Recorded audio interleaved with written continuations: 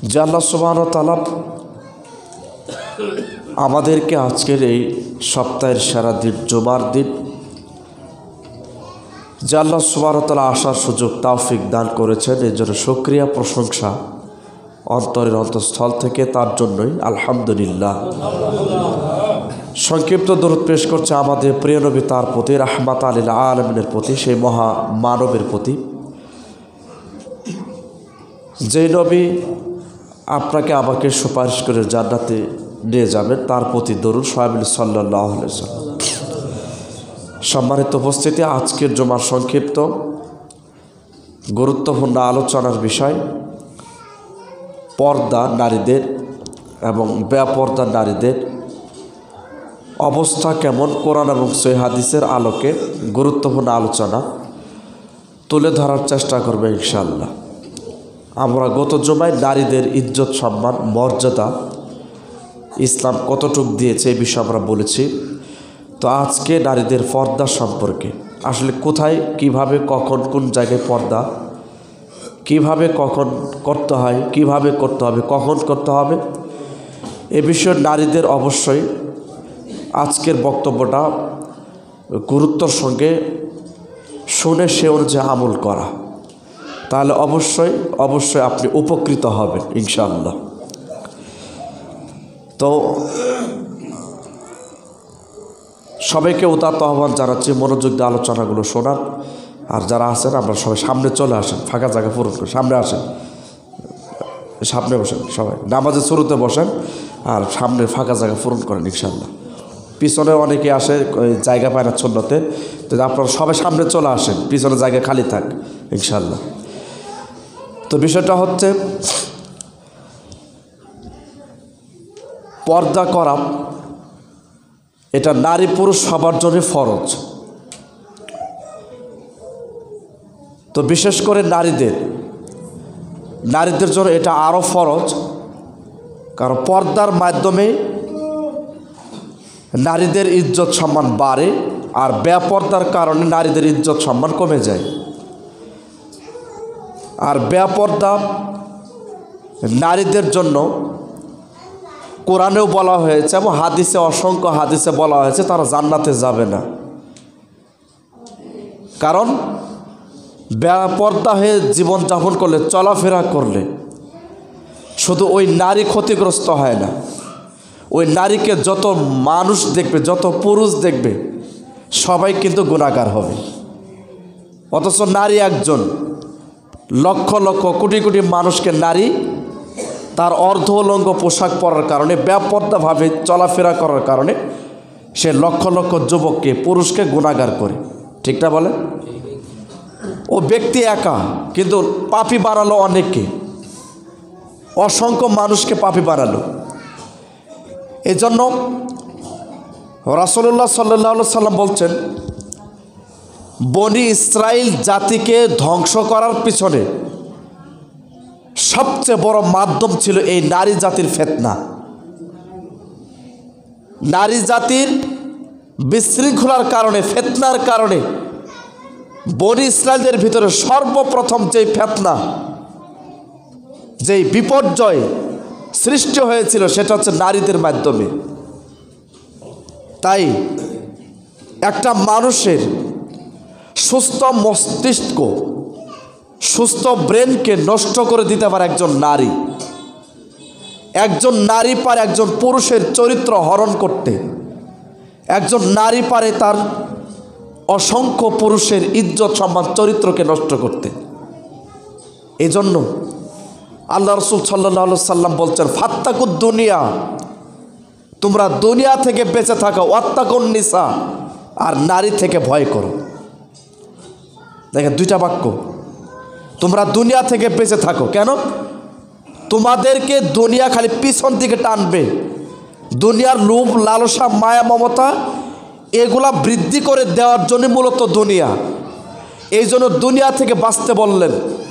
আর ওয়াত্তাকুন নিসা, নারী থেকে ভয় করো, নারী থেকে দূরে থাকো। কেন? নারী বড় খারাপ জিনিস। ঠিক না বলেন? কারণ একটা নারী অসংখ্য পুরুষের চরিত্র নষ্ট করে দিতে পারে। একটা নারী পারে অসংখ্য পুরুষকে বিপদে ফেলতে, ঠিক কিনা বলেন? বিপদে ফেলতে পারে কে? নারী। এই জন্য আল্লাহ রসুল সাল্লাল্লাহু আলাইহি সাল্লাম বলছেন, ইন্নাল মারাতা আওরাত, নিশ্চয় নারীরা হচ্ছে গোপন বস্তু। নিশ্চয় নারীরা হচ্ছে কি বস্তু? গোপন বস্তু। নিশ্চয় নারীরা ঢেকে থাকার বস্তু। নিশ্চয় নারীরা ঘরে থাকার বস্তু। নিশ্চয় নারীরা তারা ঘরে অবস্থান করবে, জাহেলি যুগের নারীদের মতো করে তারা বাইরে প্রদর্শন করবে না। এ কথা আল্লাহ বলছেন। আল্লাহ বলছেন সূরা আহজাব 33 নম্বর আয়াতে আল্লাহ বলছেন, ওয়া করনা ফি বুয়ুতিকুন্না, নারী, প্রত্যেকটা নারী যার যার স্ব ঘরে, নিজ নিজ ঘরে অবস্থান করো, জাহেলি যুগের নারীদের মতো করে তোমরা বাইরে বের হয়েও না, সৌন্দর্য প্রদর্শন করো না। দেখেন হাদিসটা কত কঠিন। রাসূলুল্লাহ সাল্লাল্লাহু আলাইহি সাল্লাম বলছেন, দুই শ্রেণীর নারী, দুই শ্রেণীর মানুষ, দুই শ্রেণীর মানুষ এমন আছে যারা পাপ না করেও পাপী, গুনাহ না করো তারা পাপী, অথচ পাপ করে নেই।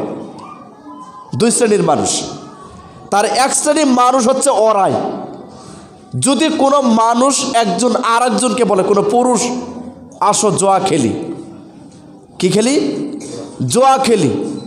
রাসূলুল্লাহ সাল্লাল্লাহু আলাইহি সাল্লাম বলছেন, অথচ লোকটা জোয়া খেলেই নাই, শুধু বলছে জোয়া খেলি। এই জোয়া খেলার পাপ যা হতো, শুধু বলার কারণে তার আমল নামায় এই পাপটা লেখা হবে, নাউজুবিল্লাহ। যদি কোনো মানুষ বলে জোয়া খেলি, আসছ জোয়া খেলি, অথচ লোকটা জোয়া খেলে নেই, পাপী হয়ে গেল। দুই, রাসূলুল্লাহ সাল্লাল্লাহু আলাইহি সাল্লাম 2 নাম্বার বলছেন নারীদেরকে, যেই নারী সাজসজ্জা সৌন্দর্য অবলম্বন করে, সাজুগুজু করে, এত পরিমাণে সাজিছে, এত পরিমাণে সাজুগুজু করে, ঘর থেকে বাইরে বের হয়েছে, এত সাজসজ্জা করেছে এবং গায়ে সেন্ট, পারফিউম বা আতর ব্যবহার করেছে, আল্লাহ রসুল বলছেন এই নারী রাস্তা দিয়ে যাবে আর তার গায়ে থেকে যত গন্ধ সেন্ট যত পুরুষের নাকে যাবে, যত পুরুষ এই সেন্টটা গন্ধটা গ্রহণ করবে, পাবে, তত পুরুষের দেখার পাপ এই নারীর কাঁধে যাবে, বলেন নাউজুবিল্লাহ।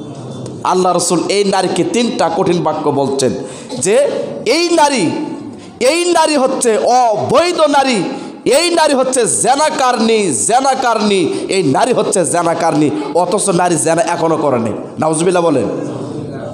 দেখেন কত কঠিন বাক্য।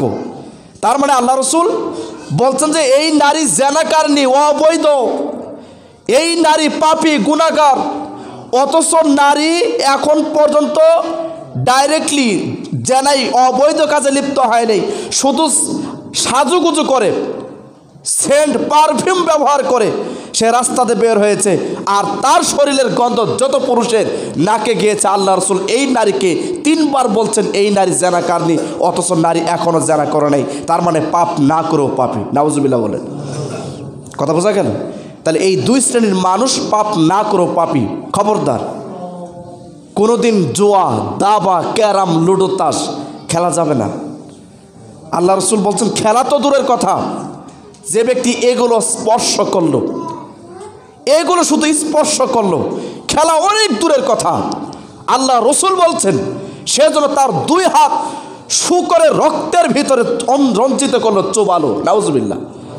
আমরা কি চাই আমাদের 2 হাত শুকরের রক্তের মতো চোবাই? আমরা কি চাই আমাদের 2 হাত শুকরের রক্ত দিয়ে রঞ্জিত করি?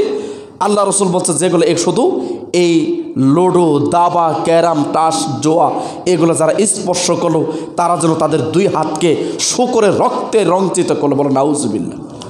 অতএব সাবধান, নারী, আপনার যত সাজসজ্জা আপনি ঘরে করেন, স্বামীকে দেখান, যত সাজবেন, যত দেখাবেন, আপনার আমল নামায়, স্বামীর আমল নামায়, উভয়ের আমল নামায় অনেক নেকি হবে, কিন্তু বাইরে গেলে আপনার গুনাহ হবে। কথা বুঝতে পারছেন? সাজবেন কার সামনে বলেন? স্বামীর সামনে, আর কারো সামনে সাজার কোনো সুযোগ নেই। এই জন্য রাসূলুল্লাহ সাল্লাল্লাহু আলাইহি সাল্লাম বেপর্দা নারীদের ব্যাপারে যে হাদিসগুলো বলেছেন, আর কোরআনের অসংখ্য আয়াত, আগে কোরআন থেকে আপনাকে শোনাচ্ছি। দেখেন, সূরা নূর 31 নম্বর আয়াত।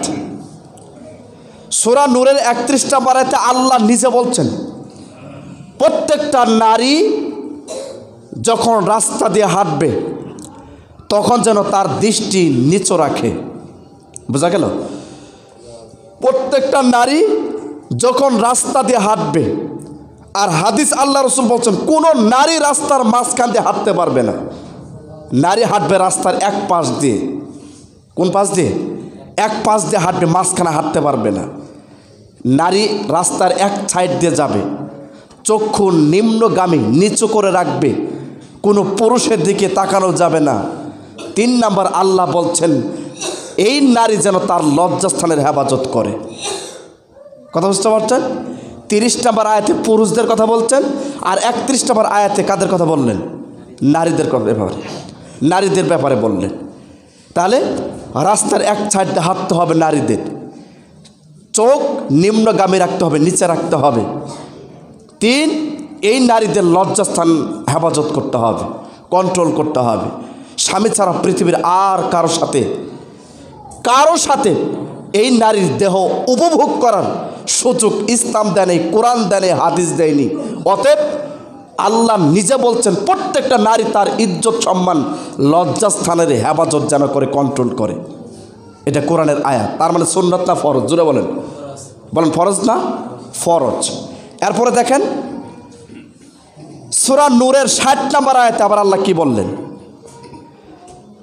ওখানে আল্লাহ বলছেন যে সমস্ত নারী তাদের বয়স হয়ে গেছে বেশি, 55-60 হয়ে গেছে, বার্ধক্য, যে সমস্ত নারী তাদের বিয়ে বসার, কেউ বিয়ে করবে এমন আর সুযোগ নাই। কথা বোঝা গেল? এমন আর সুযোগ নাই। আল্লাহ বলছেন এই সমস্ত নারী তারা ইচ্ছা করলে পর্দা, হিজাব, চাদর ব্যবহার করতেও পারে, নাও করতে পারে। তারা না করলেও আল্লাহ বলছে তাদের কোনো গুনাহ হবে না। সুবহানাল্লাহ বলে। তার মানে এখন বয়স বেশি হয়ে গেছে, 55-60 বছর বয়স হয়ে গেছে, এখন কোনো পুরুষ কি এই নারীর প্রতি কোনো টান আছে? বলেন, কোনো চাহিদা আছে? নাই। তাহলে এই কথা আল্লাহ বলছে সূরা নূরের 60 নম্বর আয়াত। তাহলে যেই সমস্ত নারী বার্ধক্যে পৌঁছে গেছে, যেই সমস্ত নারী বিবাহ করার আর কোনো সুযোগ নাই, ওই সমস্ত নারী তারা পর্দা করে ঢেকে ঢাকতে থাকলেও হবে, না থাকলে হবে। আর না থাকলে, বোরকা না পরলে, হিজাব না পরলে, চাদর না পরলে আল্লাহ বলছে তাদের কোনো গুনাহ হবে না, তারা স্বাভাবিকভাবে থাকতে পারবে। সুবহানাল্লাহ বলেন। দেখেন এই আয়াতের এখন বাংলাদেশ বলেন সারা পৃথিবী এখন ডাইরেক্ট বিপরীত। মনে করছেন আপনার স্ত্রী অথবা আপনার স্ত্রী অনেক বয়স হয়ে গেছে, 55-60 বছর, এমন বোরকা আর এমন পর্দা করছে, হাত পায়ের মোজা খাস পর্দা করছে, কিন্তু ওই মহিলার নাতনি এবং তার মেয়ে অর্ধ উলঙ্গ পোশাক সিভিল ড্রেসে যাচ্ছে। দেখেন তাহলে কোরআনের আয়াতের বিপরীত না? আল্লাহ বলছেন এই বার্ধক্য মহিলার পর্দার দরকার নেই, পর্দার হচ্ছে যুবতী এবং যুবতী নারী। কথা বুঝতে পারছেন? তাহলে ইনি যাচ্ছেন বোরকা পরে, অথচ ইনার প্রতি কোনো চাহিদা নেই, কোনো পুরুষ তার দিকে তাকাবে না, আর তার মেয়ে, তার নাতনি এমন পোশাক পরে যাচ্ছে, সবাই তাদের প্রতি তাকিয়ে থাকছে। কথা বলেন ঠিক কিনা? এটা ডাইরেক্ট বাস্তব। জি না? আপনি একটা আম গাছ লাগিয়েছেন, আম গাছ, ছোট একটা চারা আম গাছ।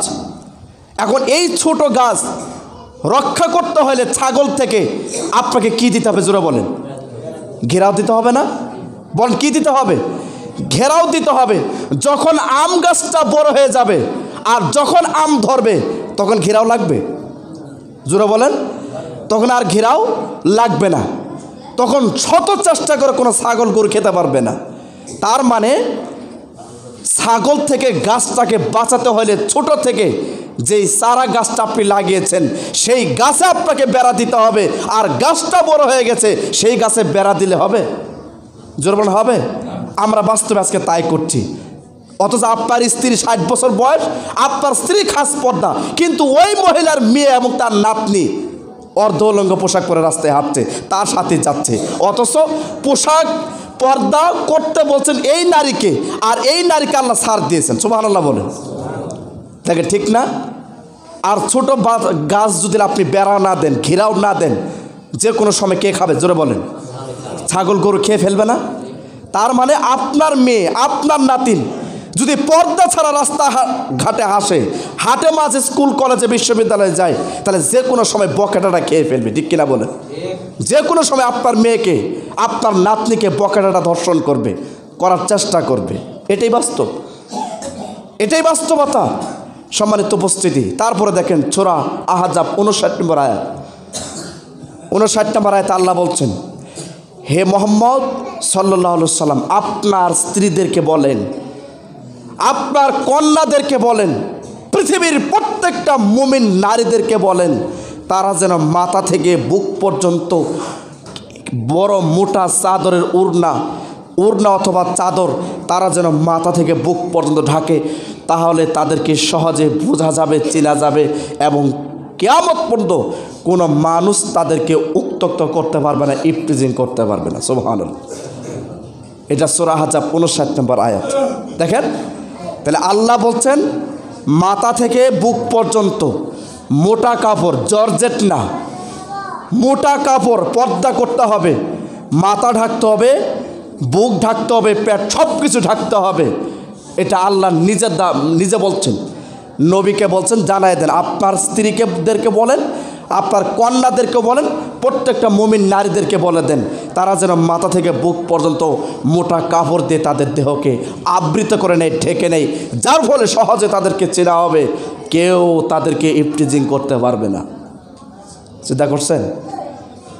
এই জন্য আপনি এর বিপরীত করলে আপনি ইফটিজিংয়ের শিকার হবেন। ইফটিজিংয়ের জন্য ছেলে দায়ী না, মেয়েরা দায়ী। ইফটিজিংয়ের জন্য কে দায়ী? মেয়েরা দায়ী, ছেলেরা না। আপনি নারী অর্ধ উলঙ্গ পোশাক পরে ঘর থেকে বের হতে বলেছে কে? আপনি বের হয়েছেন বিধায় তো আপনি ধর্ষণের শিকার হয়েছেন।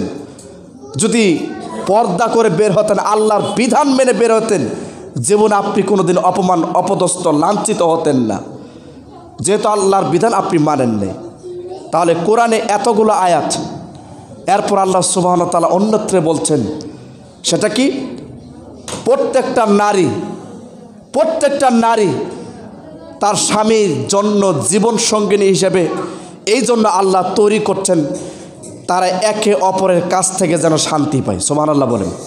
সূরা আর-রুম 21 নম্বর আয়াত। তাহলে নারীকে সৃষ্টি করার পিছনে সবচেয়ে বড় কারণ যেটা, আল্লাহ বলছেন তোমাদের মধ্য থেকেই তোমাদের এমন জীবন সঙ্গিনী আমি আল্লাহ তৈরি করেছি, এই জন্য যেন তারা তোমাদেরকে শান্তি দিতে পারে। সুবহানাল্লাহ বলেন। সূরা আর-রুম 21 নম্বর আয়াত। তাহলে নারীদেরকে সৃষ্টি করার পিছনে এটা হচ্ছে বড় কারণ। কথা বুঝতে পারছেন? সম্মানিত উপস্থিতি, এই কয়েকটা কোরআনের আয়াত থেকে আমরা বিষয়গুলো জানলাম। তাহলে যতগুলো আমরা এই আয়াত থেকে বুঝতে পারছি, তাহলে পর্দা করা ফরজ না সুন্নাত? জোরে বলেন সবাই বলেন, ফরজ না সুন্নাত?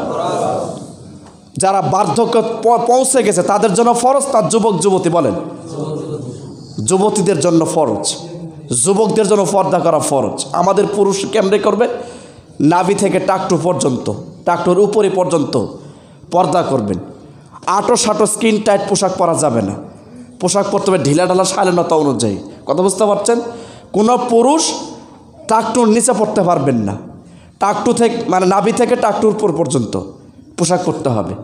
আর আটো সাটো কোনো টাইট পোশাক ছেলে কি মেয়েকে পরা যাবে না, শালীন পোশাক পরতে হবে, অশালীন কোনো পোশাক পরা যাবে না। কথা বুঝতে পারছেন? এখন আসেন রাসূলুল্লাহ সাল্লাল্লাহু আলাইহি সাল্লামের বিখ্যাত সাহাবী,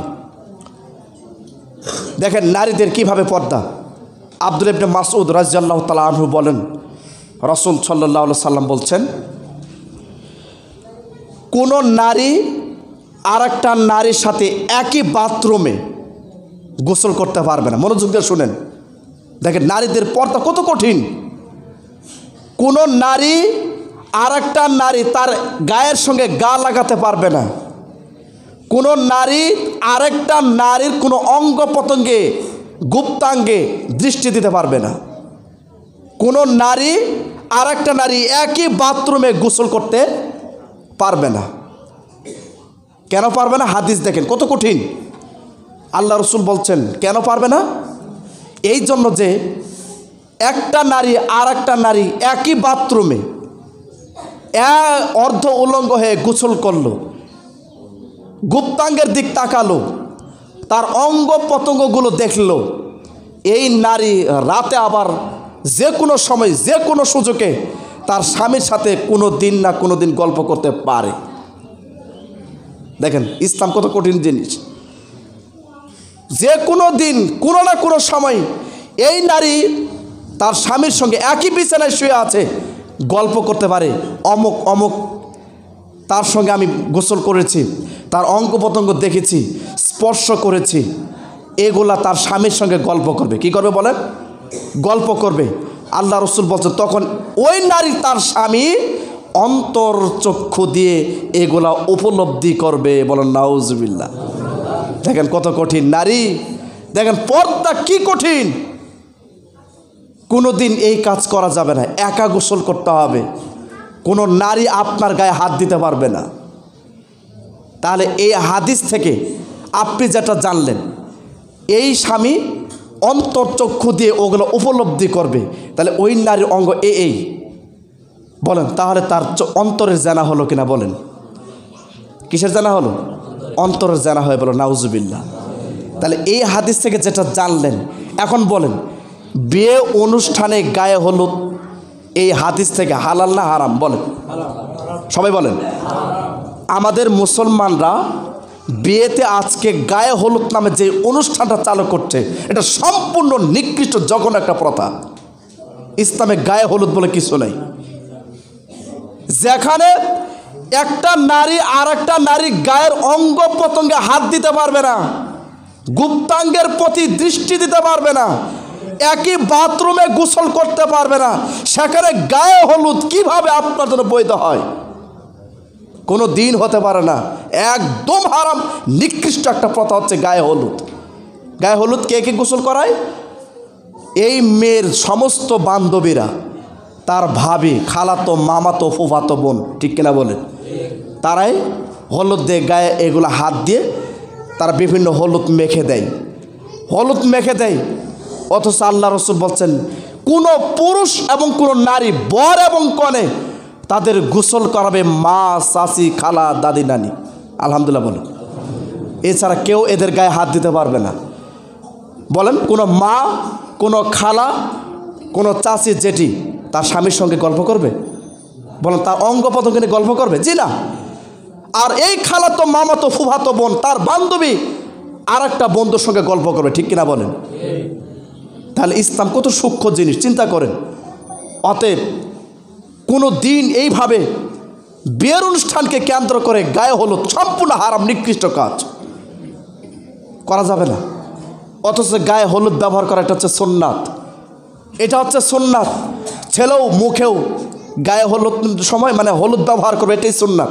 মেয়েও মুখে হাত পায়ে হলুদ ব্যবহার করবে, এটাই সুন্নাত। আয়েশা রাদিয়াল্লাহু আনহার ভাই আব্দুর রহমান আল্লাহ রসুলের কাছে আসছেন।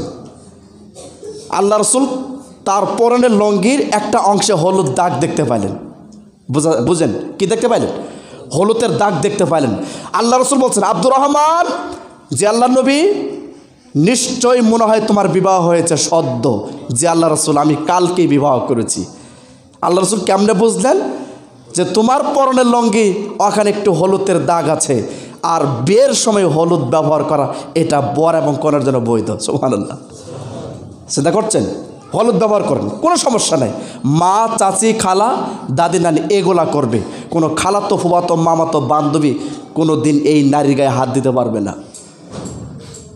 মামাতো, খালাতো, ফুফাতো বোন তার খালাতো ভাইয়ের, মামাতো ভাইয়ের গায়ে হাত দিতে পারবে না। সম্পূর্ণ জানা, বিয়ের শুরুতেই জানা, তার জিন্দিগিটাই যাবে জানাতে।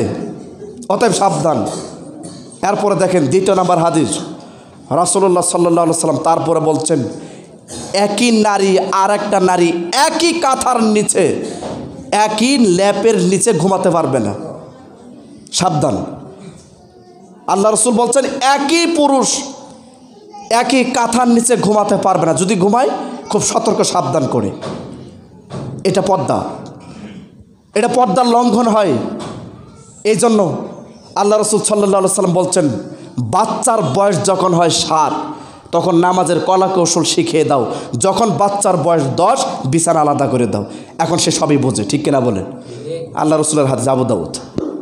যখন 7 বছর বয়স বাচ্চাকে নামাজের কলা কৌশল শিখিয়ে দিতে হবে। 7 থেকে 10, 3 বছর খালি বলতে হবে আব্বু আম্মু সোনামানি সালাত পড়ো, এইভাবে পড়ো। এগুলো 3 বছর শুধু ট্রেনিং হবে, প্র্যাকটিক্যালভাবে থিওরিক্যালভাবে আপনার ট্রেনিং হবে। যখন বয়স 10 তখন কি করতে হবে বলেন? বিছানা আলাদা করে দিতে হবে। আল্লাহ রসুল বলছেন, সালাত না পড়তে চাইলে যখন বয়স 10 তখন তাকে প্রহার করো, পিটিয়ে সালাত পড়ো। বোঝা গেল? পিটিয়ে সালাত পড়ো, বিছানা আলাদা করে দাও। তার মানে এখন সে আর বাবা মার সঙ্গে থাকতে পারবে না। এটাই ইসলাম। কথা বুঝতে পারছেন? সম্মানিত উপস্থিতি, তারপরে দেখেন রাসূলুল্লাহ সাল্লাল্লাহু সাল্লাম বলছেন, 2 শ্রেণীর নারীদের প্রতি সবচেয়ে আল্লাহর অভিশাপ। কাদের প্রতি?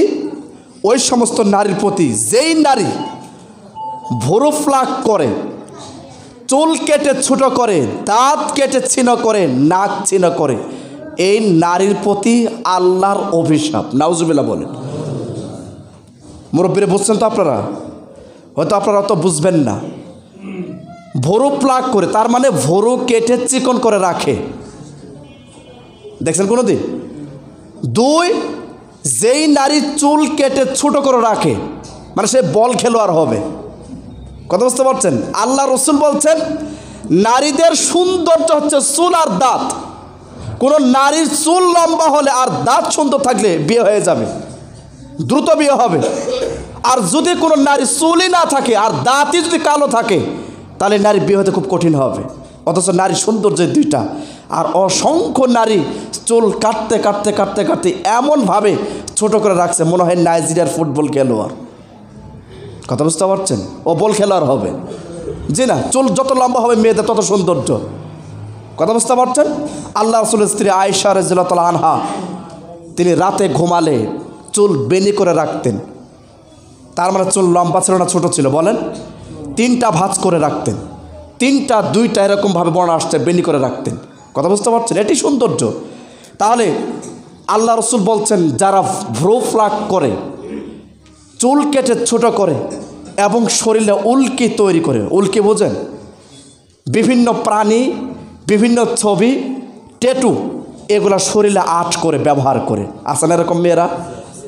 এই যে গলায়, রানে, পেটে এবং হাতে এবং গালে বিভিন্ন প্রজাতির বিচ্ছু, সাপ, সিংহ, বাঘ এবং বিভিন্ন খ্রিস্টানদের এগুলা তারা ট্যাটু হিসেবে আপনারা এগুলো শরীরে উল্কি লাগাই। আল্লাহ রসুল বলছেন, এই নারীদের প্রতি সবচেয়ে অভিশাপ। নাউজুবিল্লাহ বলেন। তারপরে কি কোরআনের আয়াত কি? আল্লাহ বলছে সূরা 3-এর 4 নম্বর আয়াত, লাকাদ খালাকনাল ইনসানা ফি আহসানি তাকওয়িম।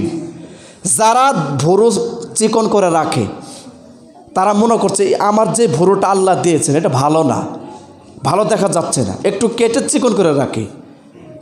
আর আল্লাহ বলছেন, প্রত্যেকটা মানুষকে আমি সুন্দর আকৃতি দিয়ে সৃষ্টি করেছি। সুবহানাল্লাহ বলেন, ঠিক না বলেন? বলেন, আল্লাহ প্রত্যেকটা মানুষকে সুন্দর অবকাঠামো দিয়ে, চেহারা দিয়ে, আকৃতি দিয়ে কে তৈরি করছেন? জোরে বলেন, আল্লাহ তৈরি করছেন। আর আপনি কেটে ছিন্ন করে রাখছেন, মোটা ভুরু ভালো দেখা যায় না, চিকন করেন। তার মানে আপনি সৃষ্টির পরিবর্তন করলেন। নাউজুবিল্লাহ। আর সৃষ্টির পরিবর্তন করা আপনি কি জান্নাতে যেতে পারবেন? জি না। ভুরু কেটে চিকন করছেন, সৃষ্টির পরিবর্তন। আল্লাহ আপনার যে ভুরু দিচ্ছে এটাই সৌন্দর্য, আল্লাহর কাছে সুন্দর। আপনি কাটার কি? ঠিক না? আপনি কাটবেন কেন? আপনি কাটার কি? আল্লাহ চুল দিয়েছে লম্বা, আপনি কেটে ছোট করলেন কেন? আল্লাহ বলছে প্রত্যেকটা মানুষকে সুন্দর অবকাঠামো দিয়ে তৈরি করেছি, আর আপনি এগুলো কেটে আটো সাটো করে ছোট করে রাখবেন, এটা সৃষ্টির পরিবর্তন। অতএব বিষয়টা খেয়াল রাখবেন।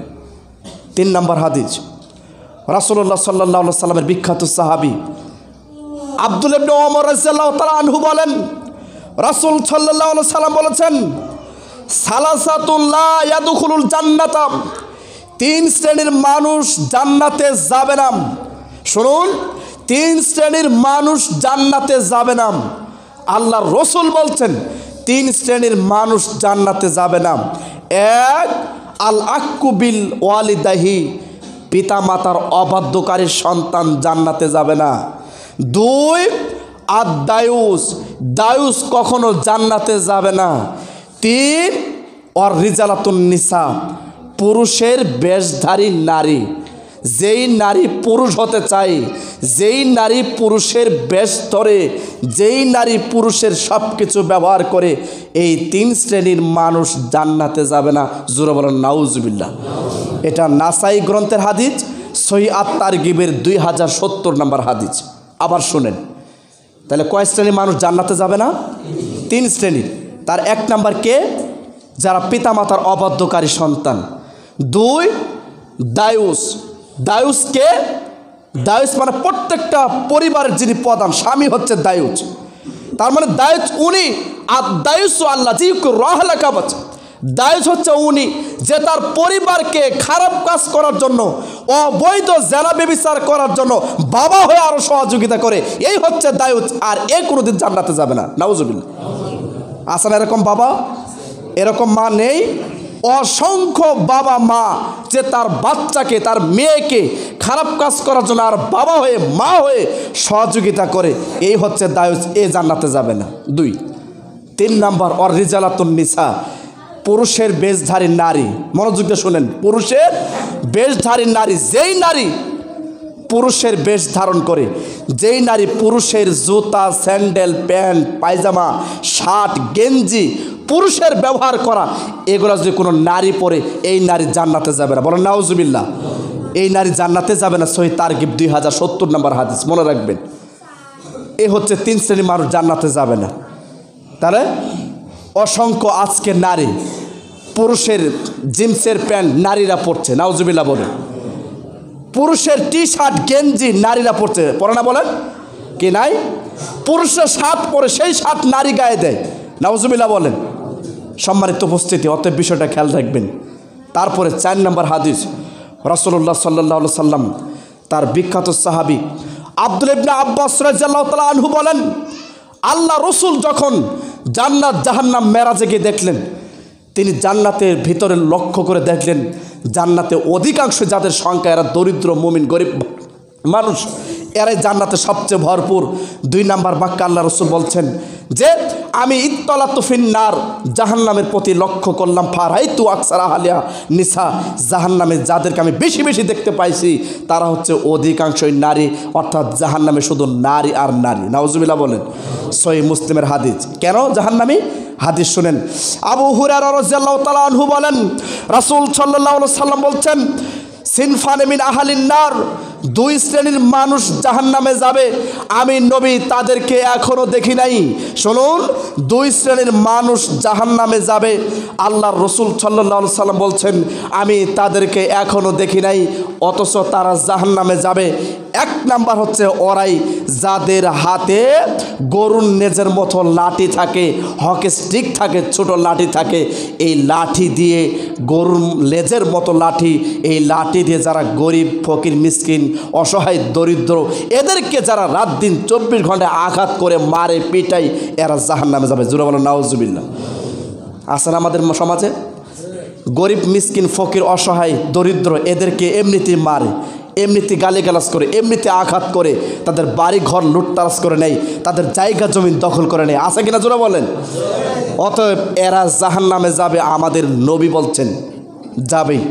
2 নিসাউন কাসিয়াতুন আরিয়াতুন মুমিলাতুন মাইলাতুন।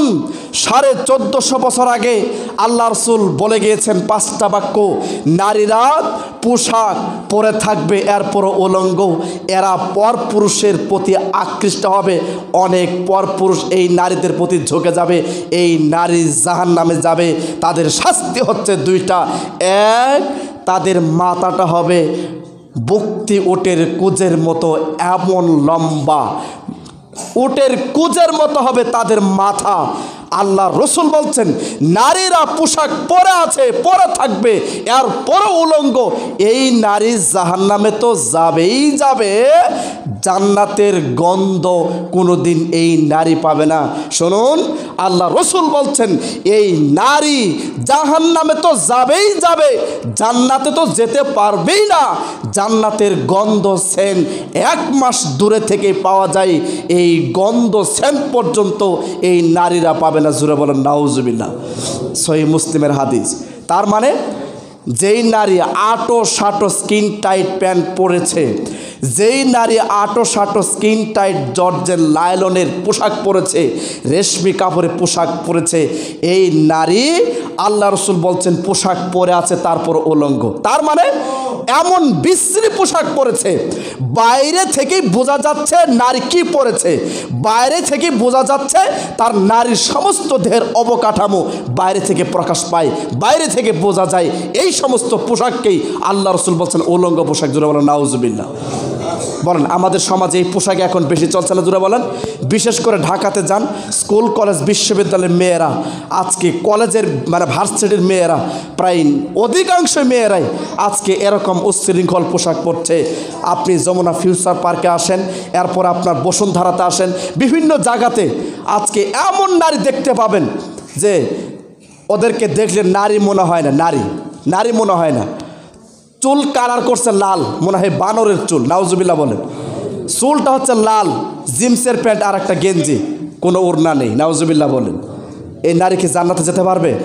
আল্লাহ রসুল বলছে জান্নাতও যাবে না। 1 মাসের দূরে থেকে জান্নাতের কি পাওয়া যায় বলেন? সেন্ট, গন্ধ পাওয়া যায়। এই গন্ধ কোনো দিন পাবে না। সহিহ মুসলিমের হাদিস। অতএব সাবধান। তার মানে নারীদের পোশাক পরতে হবে নম্র ভদ্র শালীন পোশাক, বোরকা পরতে হবে, মাথা থেকে বুক পর্যন্ত ঢাকতে হবে। আল্লাহ বলছেন সূরা নূরের 31 নম্বর আয়াত, তাদের স্বভাবত যেগুলো প্রকাশ পায় সেগুলো ব্যতীত যেন তারা ঢেকে রাখে। তার মানে মুখমণ্ডল, 2 হাতের কবজি, 2 পায়ের পাতা, এগুলো নারী খোলা রাখতে পারে, এগুলো স্বভাবত প্রকাশ পায়। আর এছাড়া যা যা সবই ঢাকতে হবে। বোঝা গেল? সবই কী করতে হবে? ঢাকতে হবে। অতএব বিষয়টা খেয়াল রাখবেন। তারপরে আল্লাহ রসুল সাল্লাল্লাহু আলাইহি সাল্লামের আরেকজন সাহাবী আবু হুরায়রা রাদিয়াল্লাহু তাআলা আনহু বলছেন, রাসূল সাল্লাল্লাহু আলাইহি সাল্লাম বলছেন, প্রত্যেকটা যুবককে এই হাদিস বলছেন, প্রত্যেকটা যুবক যারা বিয়ে করেন নাই তাদের ব্যাপারে বলছেন 4টা জিনিস দেখে মেয়েকে বিবাহ করবেন। কয়টা জিনিস? 4টা জিনিস দেখে। তার 1 নাম্বার হচ্ছে তার ধন সম্পদ, 2 তার বংশমর্যাদা, 3 নাম্বার হচ্ছে তার সৌন্দর্য, 4 নাম্বার হচ্ছে তার দিনদারিতা, পরহেজগারিতা। আল্লাহ রসুল শেষ বাক্যে বলছেন ওই 3টা না থাকলে কোনো সমস্যা নেই, যদি মেয়েটা দিনদারিত্ব হয়, পরহেজগার হয়, এটাই তোমরা প্রাধান্য দিও। যদি না দাও তাহলে জীবনে ফেতনায় পড়ে যাবে। কথা বলেন ঠিক কিনা? এই নারীকে বিবাহ করতে হবে। কথা বুঝতে পারছেন?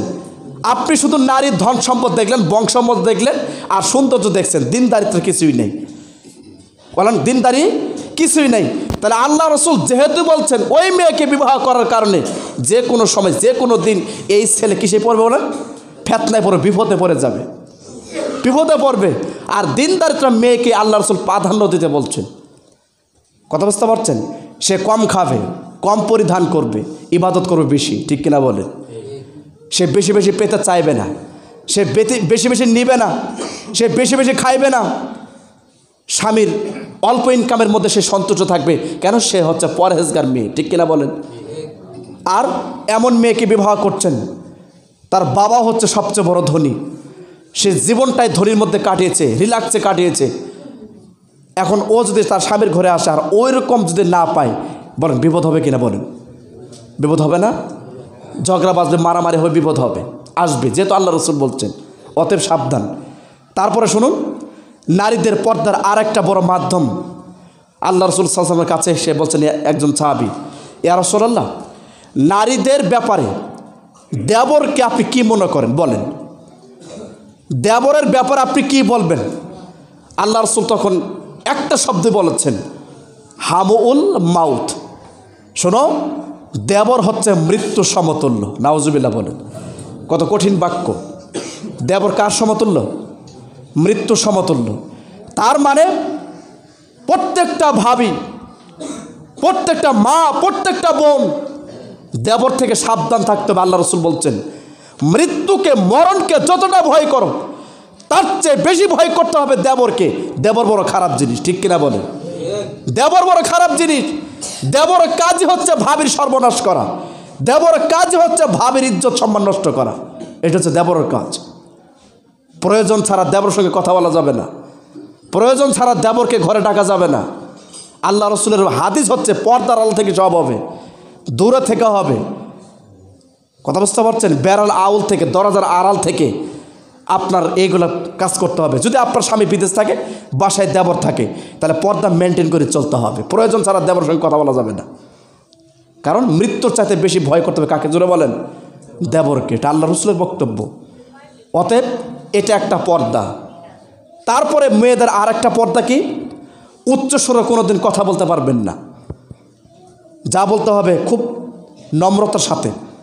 আপনার কোনো শব্দ, আপনার কোনো চিৎকার অন্য পুরুষের কানে গেলে আপনার জন্য জানা হবে, গুনাহ হবে। এটা একটা পর্দা। কণ্ঠের একটা পর্দা আছে, ঠিক না বলেন? কণ্ঠের একটা কি আছে? পর্দা আছে। একটা নারী আর একটা পুরুষের কাছে যদি রাত দিন 24 ঘন্টা মোবাইলে কথা বলে, আর হঠাৎ করে আপনার নাম্বার যদি রং নাম্বার একটা মহিলার কণ্ঠ পান, কণ্ঠ, এখন মেয়ের চেহারা কি এটা কেউ দেখে না, কণ্ঠ দেখছে তাই ছেলে অস্থির, তাড়াতাড়ি 100 টাকা ভরায়, কথা বলতে হবে। তাহলে কণ্ঠ দিয়ে ছেলেকে ঘায়েল করছে কিনা জোরে বলেন? পড়ছে না? এই জন্য আব্দুর রাজ্জাক বিন ইউসুফ হাফেজুল্লাহ তিনি একটা কথা বারবারই বলেন। মনে করে আপনি বাসে উঠেছেন, লঞ্চে, ট্রেনে, যেখানে উঠছেন, এক সিট ফাঁকা আর আপনি এক সিট পেয়েছেন। আপনার পাশে একটা সিট কি বলেন ফাঁকা, ওখানে একটা মেয়ে এসে বসলো, আর এসে বসলো যে ভাইয়া আমি কি আপনার পাশে বসতে পারি, যদি একটু জায়গা দিতেন, আমি কি এখানে বসবো? এখন আব্দুর রাজ্জাক বিন ইউসুফ হাফেজুল্লাহ বলছে, এক ভাইয়াতে এই পুরুষের ঈমান গেছে, ঠিক কিনা বলেন? তখন এই ছেলে বলবে, আর এত সুন্দর কণ্ঠ আর এত ব্যবহার, আচ্ছা বসেন বসেন, ঠিক না বলেন? মানে এক ভাইয়াতে এই যুবকের চরিত্র শেষ, ঈমান গেছে। তার মানে আল্লাহ রসুল কেন বলছেন নারীরা গোপন বস্তু, ওরা যখন ঘর থেকে বের হয় তখন শয়তান পিছনে পিছনে ধাওয়া করে। আর নিশ্চয়ই ইন্নাল মারাতা তুকবিলু ফি শয়তান, নিশ্চয় নারীরা ঘর থেকে বের হয় শয়তানের আকৃতি ধারণ করে। নাউজুবিল্লাহ বলেন। তার মানে বেপরদার নারী এরা হচ্ছে শয়তান। নাউজুবিল্লাহ। বেপরদার নারীকে আল্লাহ রসুল শয়তান বলছেন। শয়তানের আকৃতি ধরে তারা ঘর থেকে বের হয়, তখন শয়তান চেষ্টা করে তাকে দিয়ে গুনাহ করে নেওয়া, একটা পাপ কাজ করে নেওয়া।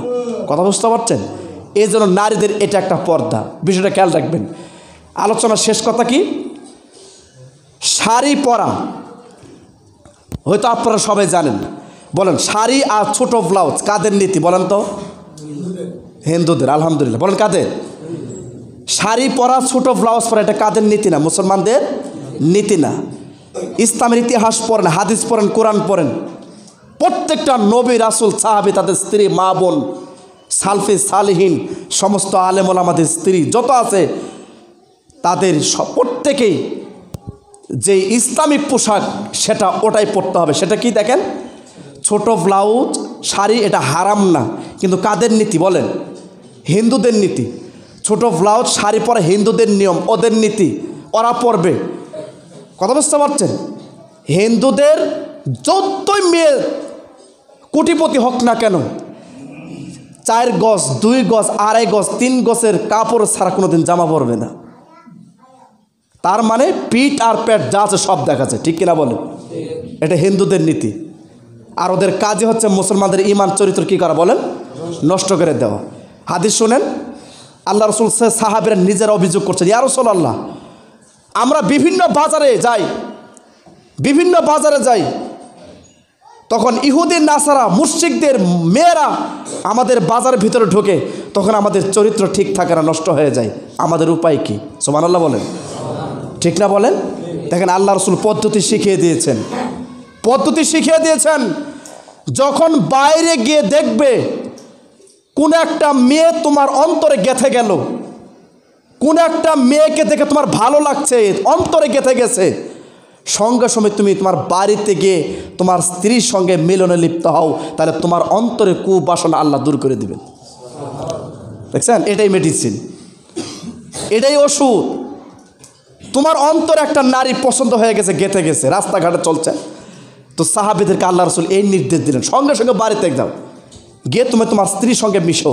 তাহলে তোমার ব্রেন ভিতরে যেই কাজটা করছিল, কুচক্রটা, তোমার অন্তরে যে কুচক্রটা ছিল, তাহলে স্ত্রীর সঙ্গে মিলনের মাধ্যমে তোমার কুবাসনা একদম দূর হয়ে যাবে, ওটা আর কোনো দিন মনে হবে না। ঠিক কিনা বলেন? এটাই হচ্ছে ওষুধ। অতএব নারীরা পোশাক পরবে, ইসলামিক পোশাক। সেটা কি? আপনি শাড়ি পরেন, ব্লাউজ পরেন, নিষেধ নেই, হারাম না, কিন্তু হিন্দুদের নীতি পড়তে হবে কীভাবে? আপনারা অনেক বক্তব্য শুনেছেন আব্দুর রাজ্জাক বিন ইউসুফ হাফেজুল্লাহ ওয়াজে, তিনি এইভাবে বলছেন, পরেন, হারাম না। সেটা কি? 1 নাম্বার, শাড়িটা হতে হবে কি? মার্জিত, নেট জাতীয় মশারি, এটা পরা যাবে না। বোঝা গেল? অনেক শাড়ি বের হয়েছে, অনেক শাড়ি বের হয়েছে, তার অল বডি ভিতরে কে আছে সব শাড়ির বাইরে থেকে দেখা যায়। এটা কি শাড়ি না মশারি? বলেন, এটা শাড়ি না মশারি? মশারি, শাড়ি না। শাড়ি হতে হবে এমন যাতে বাইরের ভিতরে কি আছে এগুলো যেন না দেখা যায়। 2, ব্লাউজ পরার নিষেধ নাই, ফুল হাতা ব্লাউজ। মনে রাখবেন, কি হাতা? 2টা হাতায় ফুল হাতা, এবং নিচে জামার বর্ডার দিতে হবে আপনার কোমর পর্যন্ত, তাহলে অঙ্গ দেখা যাবে। জোরে বলেন। এরপর আপনি শাড়ি পরেন, বড় একটা ওড়না বা চাদর নেন, বলেন, পর্দা হয়ে গেল না? যেহেতু কোরআন বলছে স্বভাবতই যেগুলো প্রকাশ পায়, 2 হাতের পাতা, 2 পায়ের পাতা, আর হচ্ছে তোমার চেহারা, এগুলো ছাড়া যেগুলো স্বভাবতই প্রকাশ পায়, এগুলো ছাড়া আরগুলো ঢাকতে হবে, এটা ফরজ। কথা বোঝা গেল? অতএব 2 নাম্বার ইসলামিক পোশাক কি? মেক্সি পরতে হবে মেয়েদেরকে সবচেয়ে বেশি, আর এটার ভিতরে সবচেয়ে খরচ কম। ঠিক কিনা বলেন? 50 থেকে 55 টাকা বা 60 টাকা। আর ভেক্সি বয়েল যদি বলেন 100 টাকা বা 90 টাকা, এই তো, এর বেশি না। 2.5 গজ 3 গজ হলেই ফুল হাতা মেক্সি, পায়ের গোড়ালির নিচ পর্যন্ত পড়তে হবে, বড় একটা মোটা ওড়না অথবা চাদর। বলেন, এই মহিলার এখন আর কোনো অঙ্গ দেখা যাবে? যেহেতু হাতের পাতায় এবং মুখমণ্ডল, পায়ের পাতা কে খোলা রাখতে বলছেন? বলেন, আল্লাহ বলছেন। মানে খোলা রাখতে আপনাকে ফরজ করার নেই, স্বভাবত এগুলো কি পায়? প্রকাশ পায়। আর যদি আপনি ঢাকেন, এটা হচ্ছে আপনার ইমানের আরও সবচেয়ে বড় পরিচয়। ঠিক কিনা বলেন? আপনার পর্দার এটা সবচেয়ে বড় আপনার তাকওয়া। অতএব বিষয়টা খেয়াল রাখবেন। তাহলে যদি শাড়ি পরেন তাহলে এটা পরেন, আর যদি শাড়ি পরে এগুলো ঢাকতে না পারেন তাহলে আপনি শাড়ি পরবেন না, আপনার জন্য তখন হারাম হবে। ঠিক কিনা বলেন? অতএব মেক্সি পরেন, সেলোয়ার কামিজ যদি পরতে হয় একই, ফুল হাতা, লং হতে হবে, আটো সাটো পরা যাবে না। কথা বুঝতে পারছেন? এই জন্য বিষয়গুলো খেয়াল রাখবেন। এগুলো হচ্ছে নারীদের পর্দা। ইনশাল্লাহ আমরা মুসলিম মা বোন যারা আছে, আজকের জুমা থেকে যা শুনলাম, এইভাবে আমরা মৃত্যুর আগ পর্যন্ত চলার চেষ্টা করবো ইনশাল্লাহ। বলেন ইনশাল্লাহ। নারীদেরকে পর্দা করা ফরজ, লঙ্ঘন করলে আপনি জাহান্নামে যাবেন। অতএব সাবধান। আল্লাহ আমাদেরকে বিষয়গুলো বোঝার তৌফিক দান করে। জোরে বলা আমিন। আসসালামু আলাইকুম।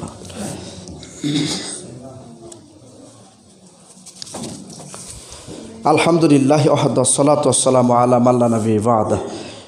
জি, আমরা সবাই দুরূদ শরীফ পড়ি। জোরে বলেন, আল্লাহুম্মা সাল্লি